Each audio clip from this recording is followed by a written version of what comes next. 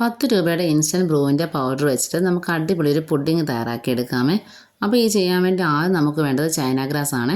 അപ്പോൾ ഞാൻ ഇവിടെ 10 ഗ്രാം അളവിൽ ചൈന ഗ്രാസ് എടുത്തിട്ടുണ്ട്. അപ്പോൾ ഇത് ആദ്യം നമുക്കൊന്ന് സോക്ക് ചെയ്തെടുക്കണം. അതിനൊരു ബൗളിലേക്ക് ആക്കി കൊടുത്തിട്ട് ഇതിലേക്ക് വെള്ളം ചേർത്ത് കൊടുക്കാം. അപ്പോൾ 200 ml കപ്പിൽ 1 കപ്പ് വെള്ളമാണ് ഞാൻ ചേർത്ത് കൊടുത്തേക്കുന്നത്.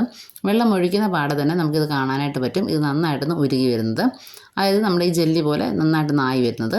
ഇത് നമുക്കൊരു 5 മിനിറ്റ് ഒന്ന് റെസ്റ്റ് ചെയ്യാൻ വയ്ക്കണേ. 5 മിനിറ്റ് ആകുമ്പോഴേക്ക് ഇത് ഫുള്ളായിട്ട് നമുക്ക് മെൽറ്റായിട്ട് കിട്ടുമേ. അതായത് ഈ രീതിയിൽ കിട്ടും, ഈ ജെല്ലി മാതിരി നമുക്ക് കിട്ടുമേ. ഇത് നമുക്കൊന്ന് മാറ്റി വയ്ക്കാമേ. ഇനി നമുക്ക് വേണ്ടത് ഒരു പാത്രത്തിലേക്ക് പാലൊഴിച്ച് കൊടുക്കാം. അപ്പോൾ 1/2 ലിറ്റർ പാലാണ് ഞാൻ ചേർത്ത് കൊടുക്കുന്നത്. ഒട്ടും വെള്ളം ചേർക്കാത്ത പാല് വേണേ എടുക്കാനായിട്ട്. പിന്നെ നമുക്ക് വേണ്ടത് ഒരു കപ്പ് എടുക്കാം. അതിലേക്ക് ഈ 10 രൂപയുടെ ഈ പാക്കറ്റ് ഫുള്ളായിട്ട് നമുക്ക് ചേർത്ത് കൊടുത്തിട്ടുണ്ട്.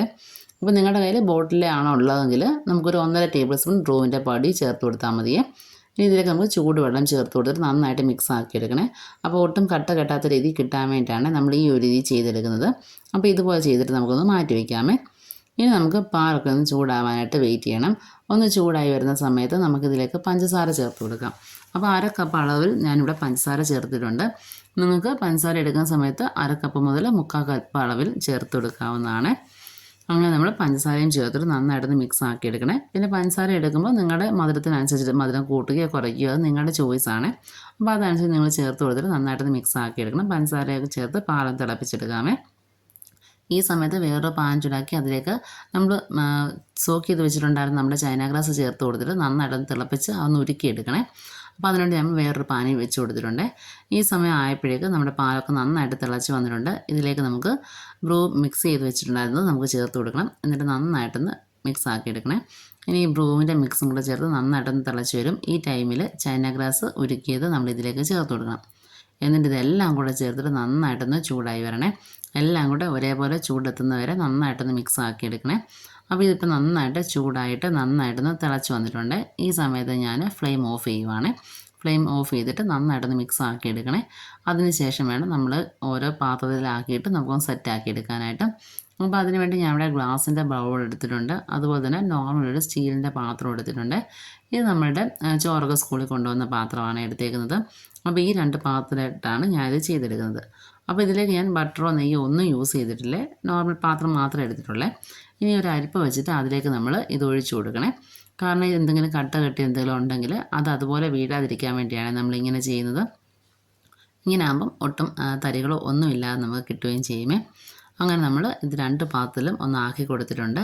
ഇനി നമുക്ക് ചെയ്യേണ്ടത് ഇതിൻ്റെ മുകളിൽ വന്നിട്ടുള്ള ബബിൾസ് ഇല്ലേ, അത് നമ്മളൊരു സ്പൂൺ വെച്ചിട്ടൊന്ന് മാറ്റി കൊടുക്കണേ.